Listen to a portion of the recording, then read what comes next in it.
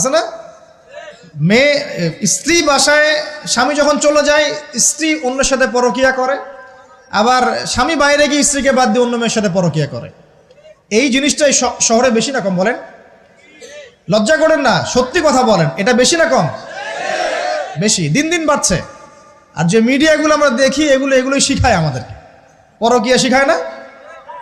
পরকিয়া শিখায়।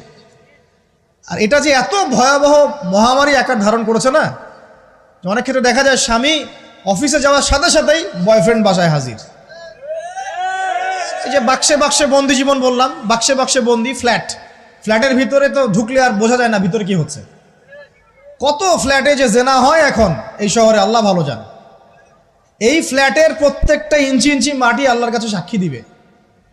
যেখানে যে মাটিতে বসে অবিবাহিত যুবক যুবতী জেনা করেছে আর বিবাহিত যুবক যুবতীরা এবং